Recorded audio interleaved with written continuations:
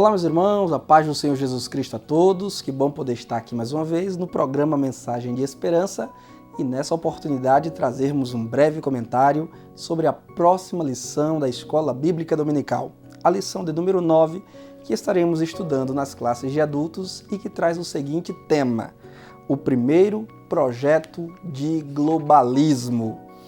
É uma lição comentada pelo pastor Claudionor de Andrade e que está baseada no 11º capítulo do livro do Gênesis, onde traz para nós um relato muito conhecido, muito popular, que inclusive já foi tema até de muitos filmes produzidos em Hollywood, sobre a história da Torre de Babel. Essa nossa lição está dividida muito didaticamente em 3 tópicos. No primeiro deles, o pastor Claudionor de Andrade nos convida a refletirmos sobre a segunda civilização humana. Por que segunda civilização humana? Você deve lembrar-se que a primeira civilização humana começou com Adão e Eva, a partir da família que eles criaram, as primeiras pessoas que habitaram o planeta Terra. Entretanto, como o pecado havia se proliferado em toda a terra na época de Noé, Deus enviou aquele grande dilúvio que pôs fim a toda a humanidade, com exceção de Noé, sua esposa, seus 3 filhos e as respectivas esposas deles.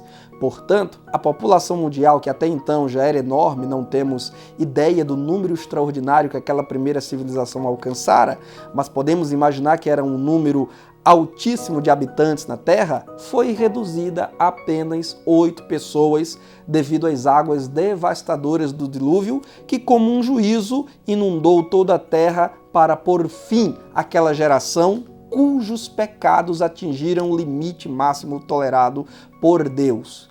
Portanto, a partir de Noé e de seus filhos e as respectivas esposas de cada um, uma segunda civilização, uma segunda fase da humanidade é então inaugurada. É justamente objeto de estudo nosso nesse primeiro tópico da lição 9 de adultos. Entretanto, conforme o comentarista vai dizer, pautado na Bíblia Sagrada, essa segunda civilização não fez melhor que a primeira. Também não perseverou nos mandamentos, no pacto, no compromisso com Deus e acabou descambando para a imoralidade, violência, soberba, idolatria e toda sorte de pecados. Até que então chegamos no segundo tópico, que é o globalismo de Babel.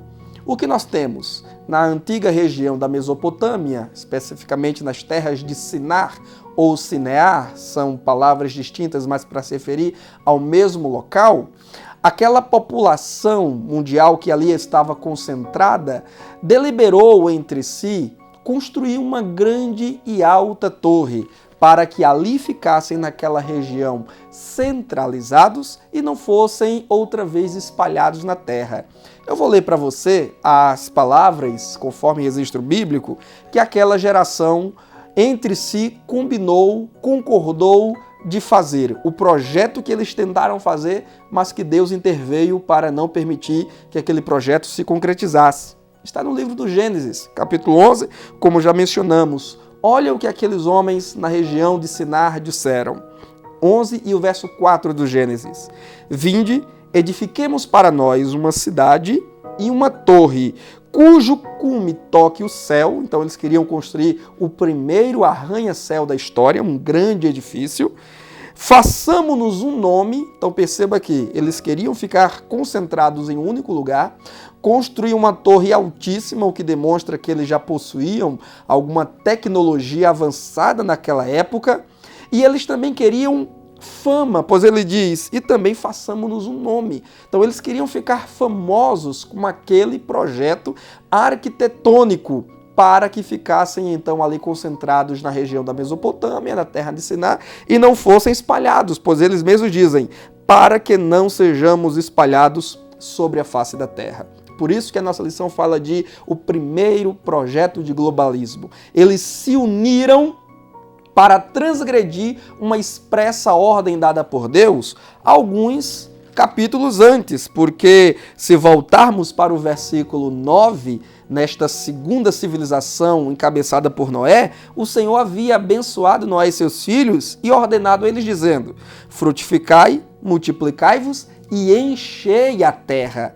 O propósito de Deus ao criar a terra é que ela fosse habitada, é que a raça humana estivesse aí habitando em todos os espaços que Deus criara para o homem, porque a terra Deus não criou para ele, para a Trindade, nem para os anjos, Deus criou para o homem.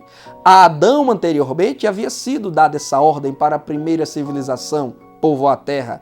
A Noé foi dada também semelhante ordem para povoar a terra. Mas agora, essa segunda civilização, apostatando de Deus, delibera não se espalharem, não multiplicarem, não povoarem a terra. Portanto, vemos aqui uma rebeldia deliberada contra Deus.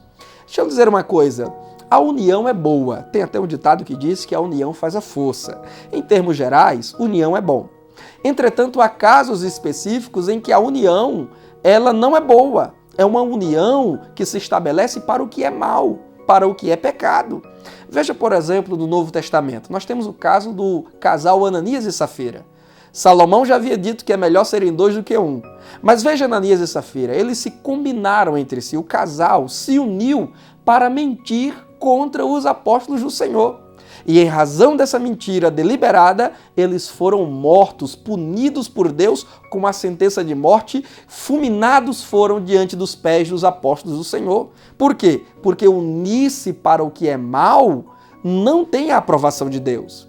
Jesus disse para os seus discípulos, o que 2 ou 3 concordarem na terra, será concordado no céu.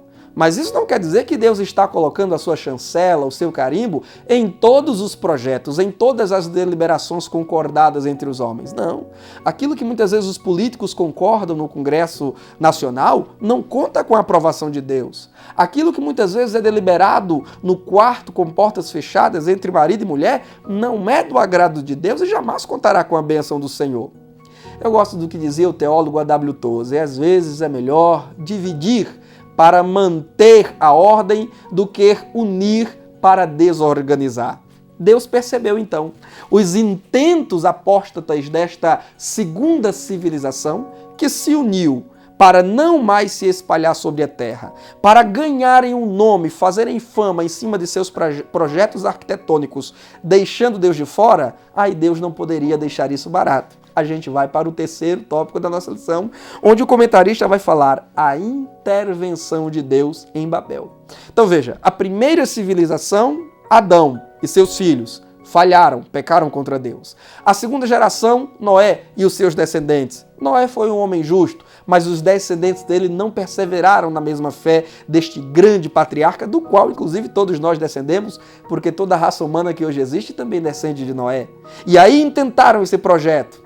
Deus vem e frustra esse projeto. Pois a Bíblia vai dizer que Deus, cujos olhos são como chamas de fogo, iluminando as mais densas trevas, passeando por toda a terra, e mais do que vendo a aparência, conhecendo a essência e a intimidade no íntimo dos homens, percebeu que aquele projeto não era bom.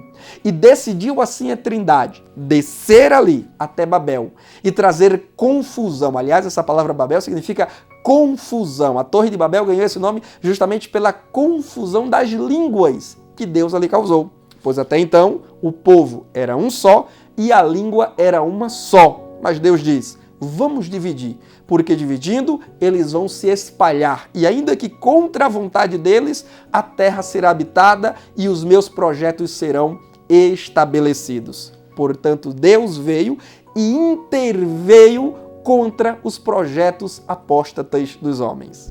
Isso mostra para nós que, a despeito do que os homens planejam, a despeito do que os homens arquitetam e constroem, Deus estará sempre, soberanamente, governando todas as coisas e garantindo que absolutamente nada sairá de seu controle. Você deseja estudar um pouco mais sobre esse assunto? Te convido a estar conosco na Escola Dominical da Igreja Assembleia de Deus, mais próxima de sua casa. Deus tem uma palavra ao teu coração.